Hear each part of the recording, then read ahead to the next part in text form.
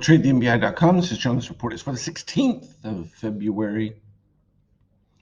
Supported right off that 76%. This is that weak case from the MBI readings here with the white below red, meaning shorts not really active. The magenta was over yellow, which is bullish, and that's led to the finish to the upside, which was within our expectations given the fact that even on the DOC, the midterm buyers, short-term buyers had carried things further over and we're above cyan. Cyan is also below red, so that was in the always buy category.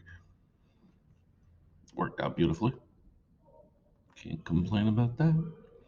From an NQ standpoint, so the NASDAQ also mimicking pretty clean. I think the NASDAQ chart, though, is a little bit smoother than even the S&P was.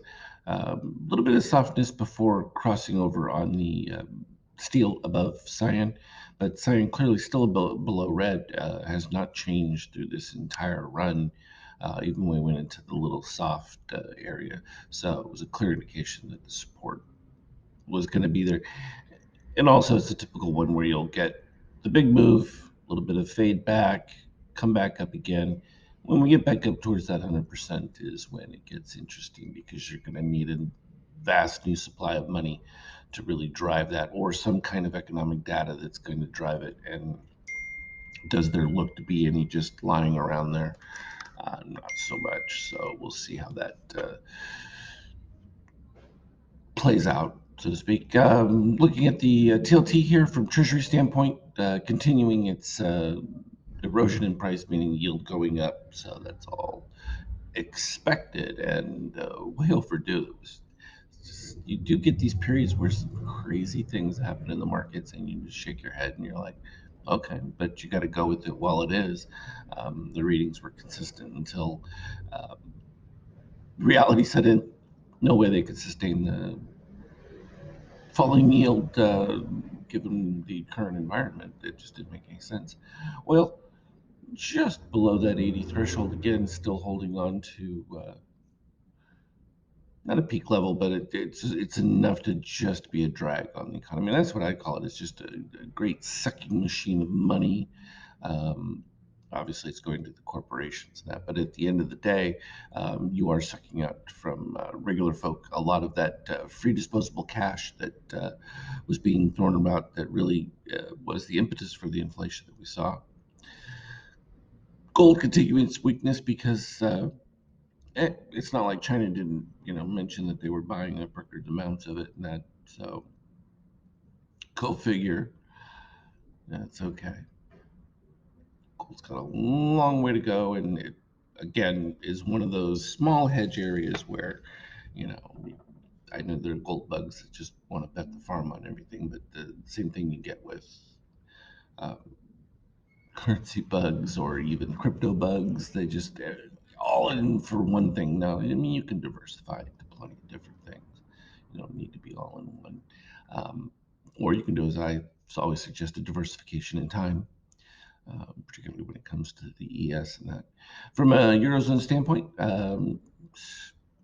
still no changes in the eurozone. Things are not improved at all, but euro's still doing quite well at the 107 level.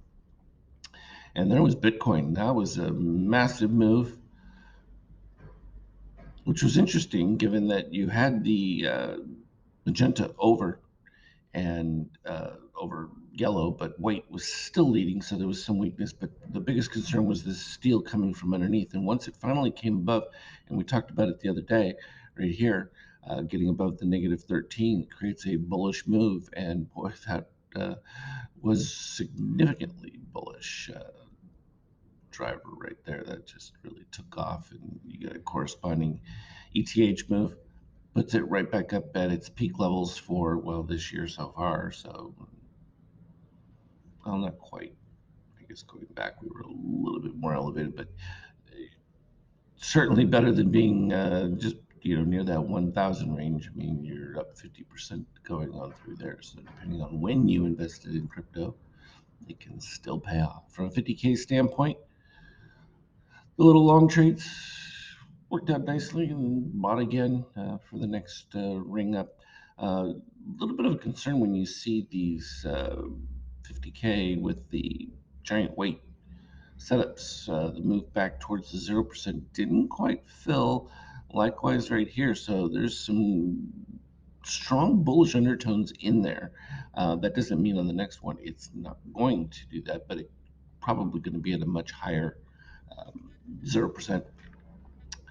So worth noting on that one. From a 5K, it was kind of a mess. I mean, the decline came back through. Pre-market was just really bouncy, choppy, and a little bit later, midday, on what I think is kind of weak volume, caught a bit and just did a little ABC, boom, boom, boom, and that's what we're in the middle of. It created positive extremes on just these tiny moves, which also gives you an idea that it's not heavily supported. So keep that one in mind. Just that we're going to get this kind of fluidity, and I think it's perfect because, as you can see, we're still bouncing around previous algo levels that have existed for quite a significant amount of time, and they are still being used because obviously they don't seem to correlate to any regular retracements or indicators, and that's they'll keep using them until they do. Once they start to align with either a Fibonacci or something like that, then they pick a new level. How their computers determine what they are. Some of these are pretty random, which is fine by us. We can still see it. Positive extremes are going to show us. As always, though, trade well. We'll talk again later. Look for an Skype chat.